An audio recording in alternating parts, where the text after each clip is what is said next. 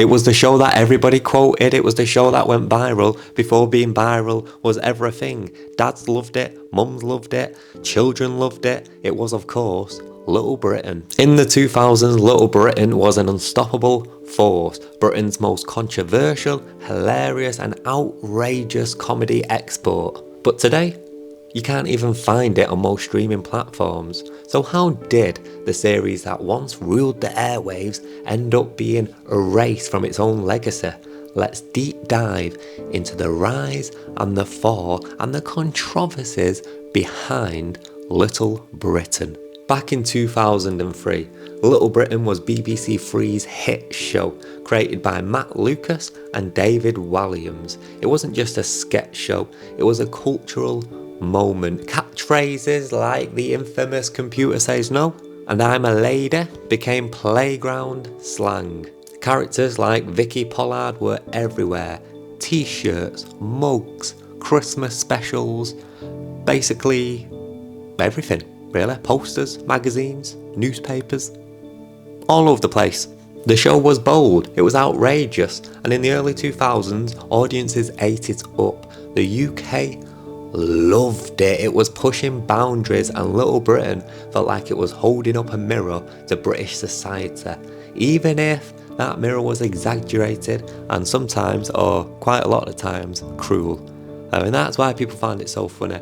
It was real, it was doing something that other comedy shows wasn't doing, and taking sketches directly from British culture and putting it on TV, exaggerated massively. It was brilliant. By the mid-2000s, Little Britain wasn't just popular, it was dominating. Specials, DVDs, and even had an American spin-off. That's right, America had their own version of Little Britain. At its peak, it was pulling in millions of viewers. For Matt and David, this was the dream. They both became household names, walking red carpets, selling out arenas with their own live shows. Anytime they did their own solo things, it was just massive. But here's the thing, comedy ages quickly, and what was just known as being a little bit edgy in 2004 or 2005, in today's world, is considered offensive. Little Britain learned that lesson the hard way. Even during its heyday, critics questioned whether Little Britain went too far. Blackface sketches, caricatures of trans people, taking the piss out of people with disabilities, taking the piss out of homosexuals. It had basically a little bit of everything that you can't do today. But remember, 2014, it was still edgy. The critics were still saying, does it go a bit too far? Is this too offensive? Of course, we didn't have the platforms we do today for audiences to be able to speak out on this. So as long as things were getting views, it was considered safe for TV. As time passed, the cultural conversation shifted. Audience began to revisit those sketches, not with laughter, but with a little bit more discomfort. By the late 2010s, streaming services started quietly removing Little Britain. Netflix had it on for a little while, and then they pulled it. BBC iPlayer dropped it. The creators themselves ended up doing apologies. Matt Lucas and David Walliams apologised for a lot of the stuff that they did back then. They'd even admitted that if they did it all again, they probably would have changed the jokes, they probably wouldn't have put those jokes in there, and they probably was pushing it a little bit too far. Basically, they said that they got caught up in the moment. So here's the debate. Was Little Britain cancelled, or did it simply outlive its moment? Comedy reflects the era it's made in, and in the 2000s, audiences craved edgy and outrageous humour. Today, the bar has moved completely. What once got laughs now sparks conversations about responsibility, representation and harm. But whether you think Little Britain deserves its downfall or not, one thing's clear, it changed British comedy. It pushed the line. It then became an example of what happens when the line moves, and it set up inspiration for a lot of British comedians that we see today. So many British comedians that have been influenced by Little Britain. So many comedy series that we wouldn't have today if it weren't for Little Britain.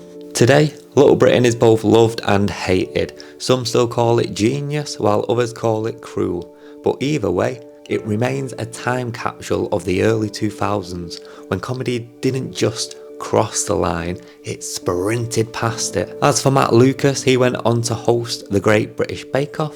David Walliams became a children's author and TV personality. Obviously, Britain's Got Talent. David Walliams